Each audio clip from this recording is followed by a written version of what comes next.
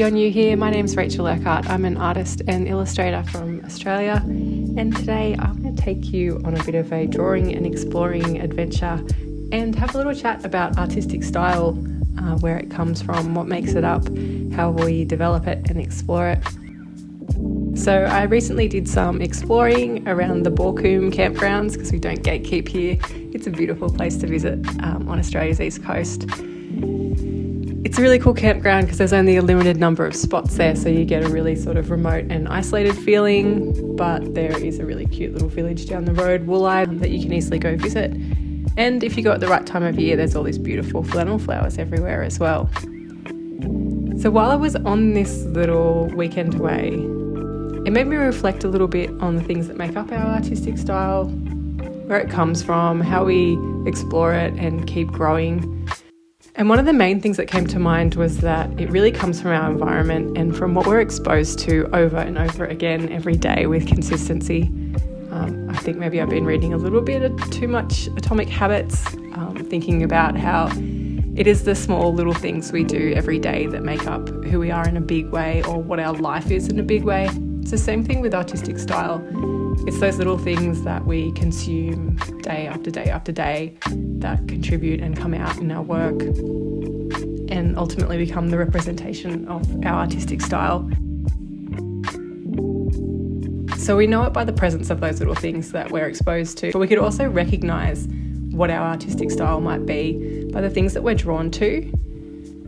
So it's just the things that we love. Everyone's so different and so unique in their style and taste. Even if you are sort of a bit uncertain, you're trying to mimic others or follow maybe what other people are doing, I think you'll know in your heart what really calls to you, what you find genuinely interesting, what's the weird little thing that is just your thing. And you don't have to see it anywhere else, you don't have to see anyone else doing it or loving it.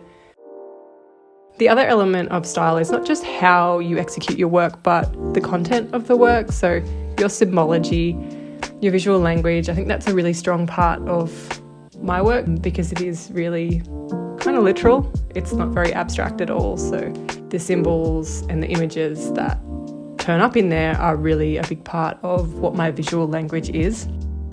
So you might see this with some people using OCs or a recurring character as a vehicle for their message. I probably use tropes more than actual characters.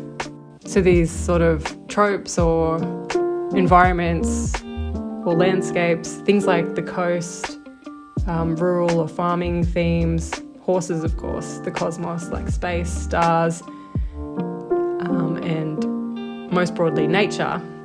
Those are the things that make up my artistic style. So you could think about that with your artistic style, like what are the things recurring? It could be bugs, it could be chickens, it could be a sense of the gothic, the fanciful, nature or urban.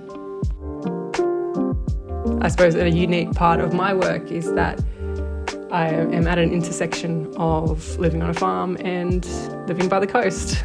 So I end up with these two kind of worlds colliding, which makes some of the stuff that I produce a bit more unique and a bit more recognisably mine.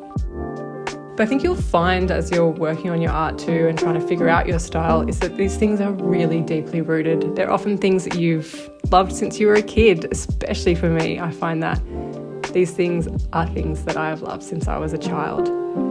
I think that's the really, really special privilege of being an artist, is that you get to go chase after the things that you have loved for your entire life.